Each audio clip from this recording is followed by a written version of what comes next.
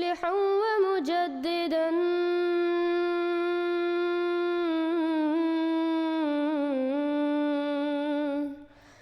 فارنوا بنظر طاهر وجنان.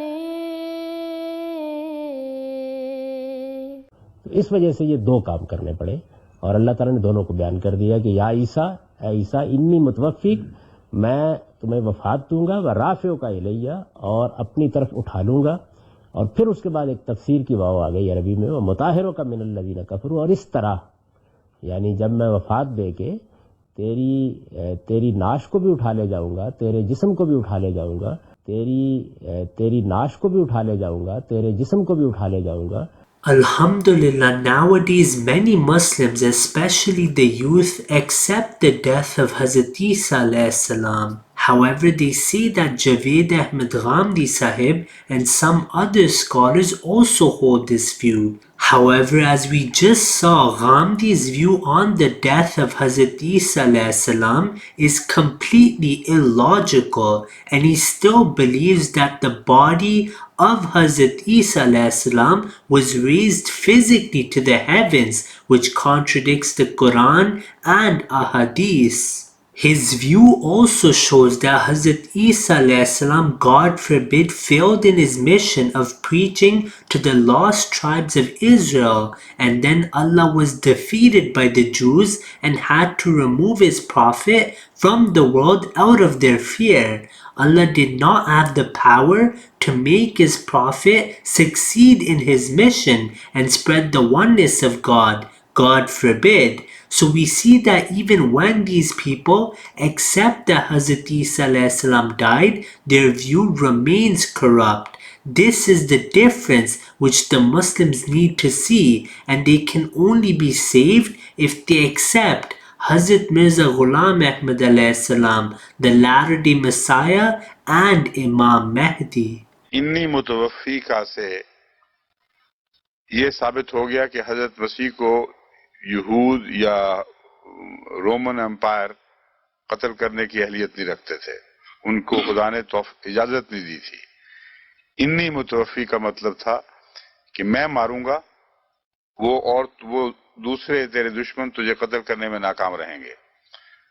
وما قتلوہ وما صلبوہ کا یہ معنی ہے کہ انہوں نے یہ دعویٰ کیا تھا کہ ہم نے قتل کیا. وَبِكُفْرِهِمْ وَقَوْلِهِمْ إِنَّا قَتَلْنَا الْمَسِيحَ عِیسیٰ ابْنَ مَرْیَمَ. یہود نے کفر تولا، جھوٹ بولا جب یہ کہا کہ ہم نے مسیح کو قتل کیا ہے. وَمَا قَتَلُوهُ وَمَا صَلَبُوهُ، وہ کسی طرح بھی اس کو مار نہیں سکے، نہ صلیب کے ذریعے نہ کسی اور ذریعے سے. یہ ہے اصل حقیقت کہ پھر ہوا کیا. پھر یہ مطلب نہیں کہ ہمیشہ کے لیے زندہ رہا. جب وہ قتل نہیں کر سکے تو کیا وہ زندہ رہا؟ جواب یہ ہے انی متوفی کا، میں تجھے عام طریق کے مطابق جیسا کہ میں وفات دیتا ہوں وفات دوں گا.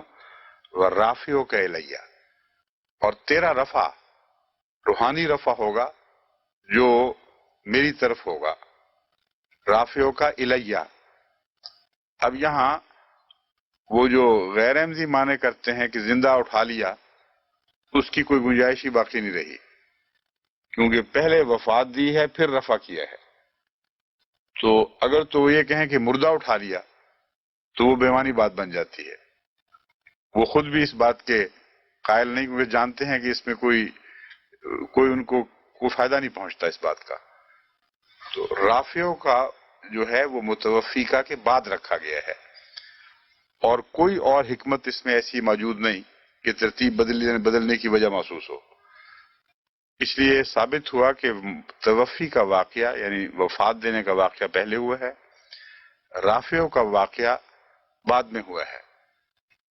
اب بعد میں کن معنوں میں یہ سمجھنا ضروری ہے، اس لیے میں اس پر کچھ ٹھہرنا چاہتا ہوں. نبی کا رفع تو حقیقت میں اس کی زندگی کے ساتھ ساتھ ہو رہا ہوتا ہے. تو اگر یہ کہا جائے کہ اللہ تعالیٰ نے ان کا رفع نہیں فرمایا تھا یہاں تک کہ وفات دے دی، تو اس میں ایک دقت پیش آتی ہے کہ کیا وہ بغیر رفع کے ساری عمر زندہ رہے اور مرنے کے بعد ہی رفع ہوا ہے؟ تو اس کے دو حکمتیں ہیں. اول یہ کہ موت ایسی تھی، ان کی متعلق جو موت بیان کی جاتی تھی وہ رفع کا الٹ تھی، یعنی موت ہی میں ان کی لعنت کا تصور پایا گیا تھا. جو موت ان کی طرف منسوب کی جا رہی تھی وہ رفع کا بالکل برعکس تھی، کیونکہ ملعون وہ ہوتا ہے جو خدا سے دور ہو، جس کا رفع نہ ہو. اور جھگڑا موت پر تھا کہ کس طریق پر موت ہوگی. یہودی یہ کہتے تھے کہ چونکہ صحیفوں میں یہ لکھا ہوا ہے کہ جو شخص اس طریق پر مارا جائے کہ کاٹھ پر لٹکایا جائے وہ لعنتی ہوتا ہے، اور لعنتی کا مطلب ہے اس کا رفع نہیں ہو رہا، وہ مردود اور خدا سے دور ہوا. اس لیے وفات کو پہلے رکھنا ضروری تھا، کیونکہ وفات ہی نے ثابت کرنا ہے کہ یہ رفع والی موت ہے، یہ لعنتوں والی موت ہے. بس دنیا کے ثبوت کے اعتبار سے گفتگو ہو رہی ہے، ورنہ یہ کہنا کہ نبی کا رفع اس کی وفات کے بعد ہوتا ہے یہ درست نہیں ہے. سمجھ گئے؟ کیونکہ بحث یہ تھی کہ وفات رفع والی ہے یا لعنتیوں والی. یہود کہتے تھے وفات کا طریق یہ ہے کہ ہم نے سولی پہ لٹکا دیا اور مر گیا، اور بائبل کے لحاظ سے یہ ملعون ہوا، یعنی خدا سے دور ہٹ گیا. تو اللہ نے فرمایا چونکہ وہ میری خاطر تکلیفیں اٹھا کر ان کو برداشت کرتا رہا، میں نے اسے اس موت سے نجات دے کر جب تبھی موت مارا ہے تو ثابت کر دیا کہ تمہارا لعنت والا تصور جھوٹا نکلا، اور اس کا صلیبی موت سے بچ جانا اس کے رفع کی دلیل ہے. بس یہ دلیل کے طور پر ہے. رافعو کا الیہ کا ایک اور پہلو ہے جس کو پیش نظر رکھنا ضروری ہے. یہ تو ہم کہتے ہیں کہ حضرت مسیح صلیب سے بچ گئے اور ان معنوں میں ان کا رفع ثابت ہو گیا، لیکن متوفی کا جو لفظ ہے وہ اس وقت واقعہ نہیں ہوا، وہ بہت بعد میں ہوا ہے. انی متوفی کا واقعہ بہت لمبے عرصے بعد ہوا ہے. تو یہ بتاتا ہے کہ صلیب کے بعد لمبے عرصے تک اس کی زندگی اس کے رفع کا نشان بنی رہے گی، یہاں تک کہ جب تبھی موت و وفات پائے گا تو قطعی طور پر یہ ثابت ہو جائے گا کہ یہ پاک بندہ تھا، اس کا اس لعنت سے کوئی تعلق نہیں جو تم نے اس کی طرف منسوخ کی. ورنہ صلیب کے چند دن بعد بھی اگر مر جاتا تو لوگوں نے کہنا تھا مرا تو اسی وجہ سے ہی ہے.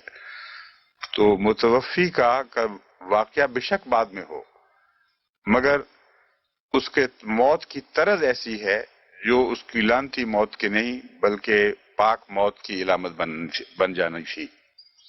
If you have not yet subscribed, make sure to subscribe and click on the bell icon so you can get notifications for every new video.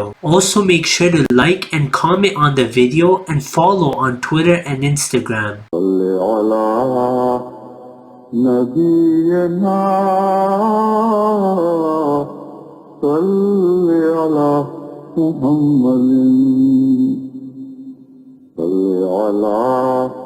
سفينا صل على محمد